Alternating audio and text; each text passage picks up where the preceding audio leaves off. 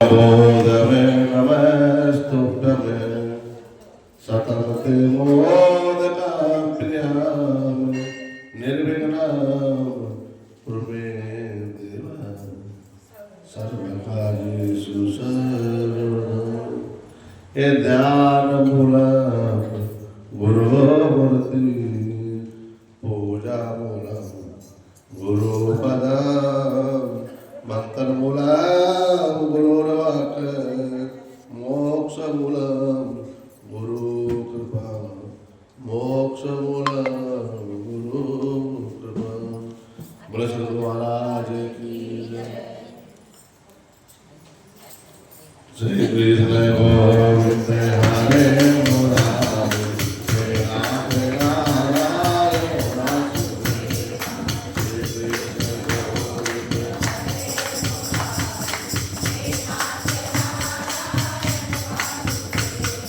विद्वान स्वामी सदा हमारे विद्वान स्वामी सदा हमारे।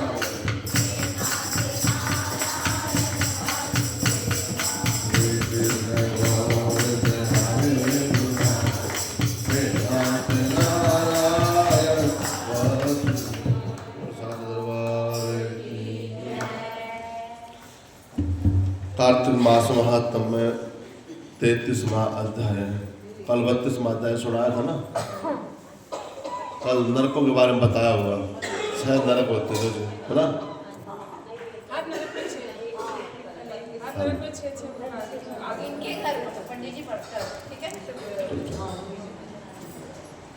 देखो कल की भी 2 फेरी हुई।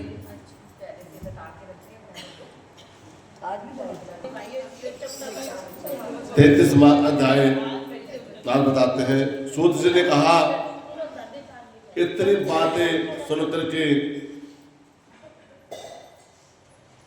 सत्यभामा ने फिर प्रश्न कर दिया भगवान से। सुना गया शंकर भगवान श्री कृष्ण महाराज संध्या के लिए महल के भीतर चले गए। कार्तिक मास का व्रत भगवान को अत्यंत प्रिय है, भक्ति प्रदान करने वाला है। तो उसने कहा दीपदान की विधि क्या है। सुंदर लग रहे हैं लड्डू गोपाल जी, नजर ना लग जाए। देखो वहाँ जो वृंदावन में मथुरा में जो बार बार पर्दे लगाते हैं ना, वो इसलिए लगाते हैं कभी नैन से नैन ना मिल जाए। हमें कोई इतना जबरदस्त भगत होता है, वो भगवान तो बस में भगत बस में होते हैं, वो उसके साथ चल पड़ते हैं।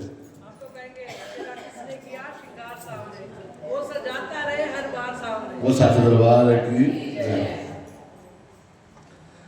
कहते कार्तिक मास में 5 और 6 चीजें ऐसी होती जो करने से बहुत पुण्य मिलता है। एक तो प्रातःकाल स्नान, दूसरा रात्रि में जागरण। रात्रि में जागरण नहीं होता कि सारा जागरते रहो। 10-11 बजे अपने 5-4 भजन गाए, या भजन गाते हैं तो श्री कृष्ण गोविंद हरे मुरारी हे नाथ नारायण वासुदेव, ओम नमो भगवते वासुदेवाय या ओम नमो नारायण, इस मंत्र का जाप करते रहना चाहिए। और तीसरा है तुलसी वट सिंचन, तुलसी माता को जल। और चौथा है दीपदान।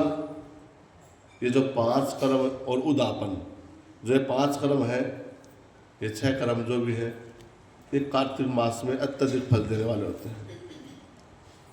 और लास्ट में होता है दान, क्योंकि दान की भी बड़ा महत्व होती है। हमें कार्तिक मास में पूरा स्नान किया और अंत में दान ही नहीं किया तो उसका पुण्य भी प्राप्त नहीं। ये सब कर्म है, ये भगवान विष्णु को प्रसन्न करने वाले होते हैं। इससे भगवान बड़े शीघ्र प्रसन्न होते हैं। जिसने दीपदान नहीं किया है तो लास्ट के जो 5 दिन होते हैं, उसे 365 जो बत्ती होती है वे कल जला दी है या आज भी जला सकते हो। आज का तो अत्यधिक महत्व ही है, आज का दीपदान होता है। लेकिन दीपदान जो भी करें मेज पर करें, शिवलिंग पर, पत्थर पर, ये कहीं न हो। और जो गोले में दीपदान दिवे में करे या गोले में करे, लेकिन उसको ध्यान रहे पत्थर पर ना टेके उसको, उसके नीचे दीवा या कुछ भी रखें जिसे पत्थर चटक ना जाए। ठीक है, बोल साचे दरबार की। ऋषियों ने कहा इन चीज़ों का पालन अवश्य करना चाहिए। ऋषियों ने कहा भगवान को प्रिय अधिक फल देने वाले शरीर में जितने भी रोम रोम होते हैं ना, उतने वर्ष तक वो सर्वलोक में निवास करता है। रोम रोम में भगवान को प्रसन्न देने वाला एक इतिहास पूर्वक जो कार्तिक मास आपने सुनाया है, उससे मोक्ष की चाहने वाले इच्छुक मनुष्यों को यह व्रत अवश्य रखना चाहिए। जो बार बार बताते हैं कि कार्तिक मास में या अन्य भी कोई हम व्रत करते हैं, तो अगर हमने निंदा चुगली की है तो उसका व्रत लगता नहीं। इसलिए इन व्रतों को करने से, जप करने से मनुष्य कितने भी संकट में फंसा हुआ हो, वो सब संकट भगवान की कृपा से दूर हो जाते हैं। बोले विष्णु भगवान की। कुछ चीज़ ऐसे होती हैं मनुष्य की, भाई कोई रोग आ गया हो, बीमारी आ गई हो, कहीं बाहर चला गया हो, तो उसमें व्रत ना कर पाए तो वह कार्तिक मास का व्रत किस प्रकार करें? क्योंकि भगवान विष्णु का अतिशय अति प्रिय है, मुक्ति प्रदान देने वाला है। व्रत किसी भी प्रकार से नहीं छोड़ना चाहिए।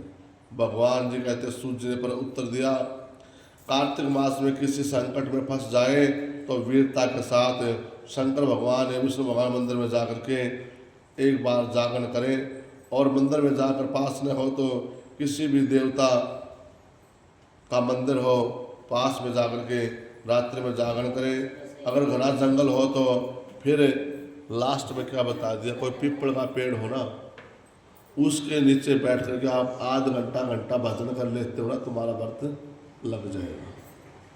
या आपने स्नान किया है या ना किया, क्योंकि भगवान ना भगत के, भगवान कहते हैं मैं श्रद्धा का भूखा हूं, ना कि दिखावे का।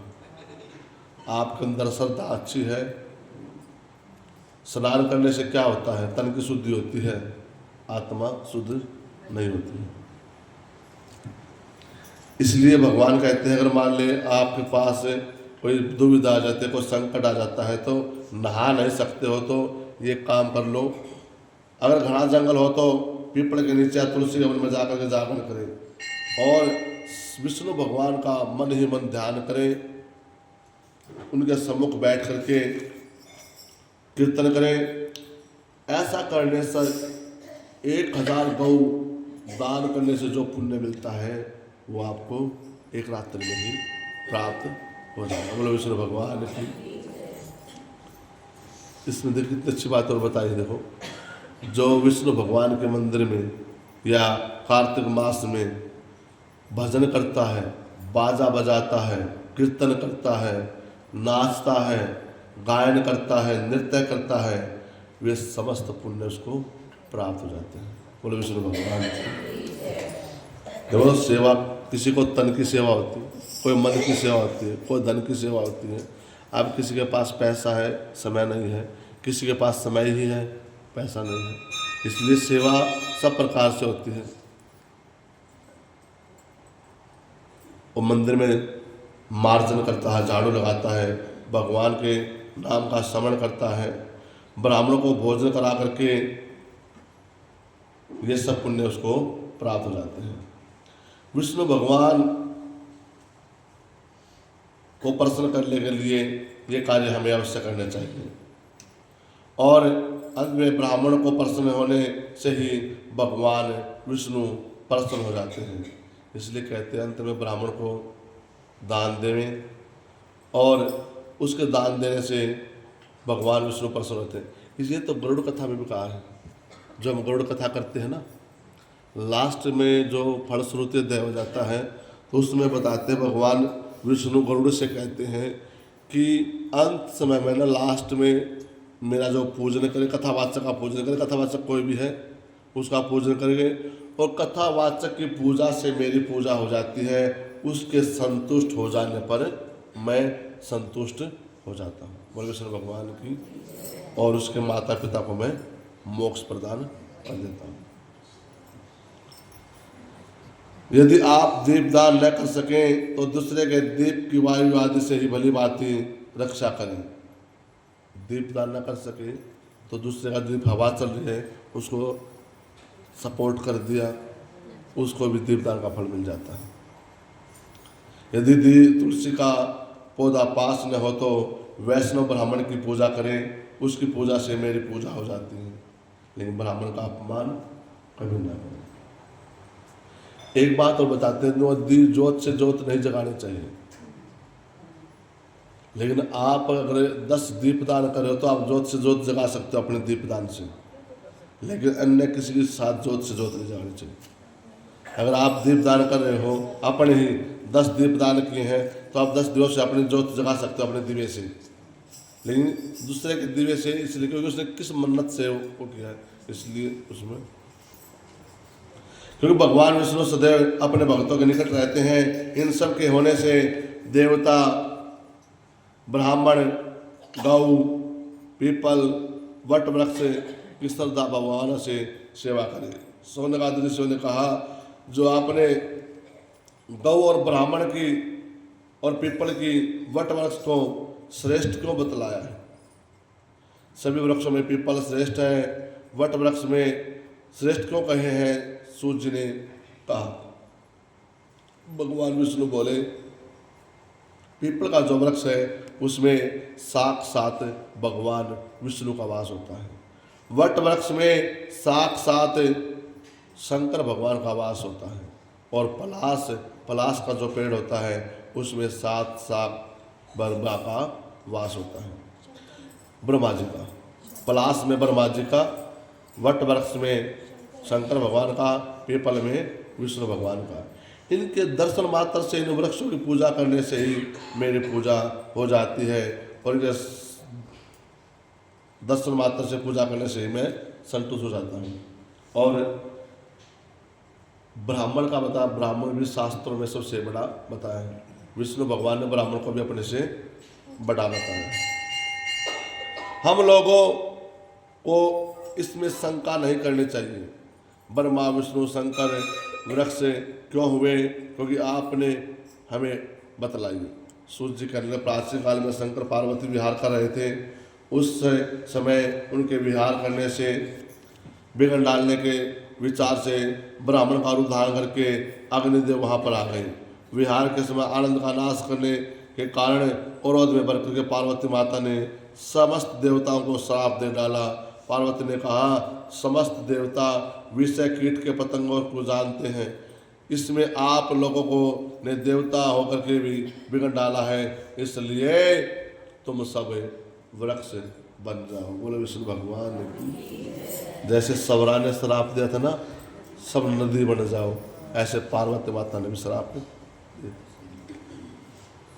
सूर्य कहते हैं, पार्वती ने श्राप देने से सभी देवता वृक्ष हो गए, इसी कारण इन वृक्षों में इन देवता का अंश होता है।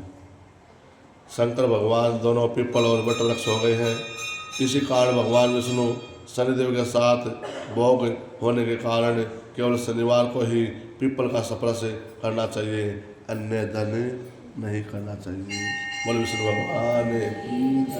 श्री कृष्ण गोविंद हरे मुरारी, राधे नारायण।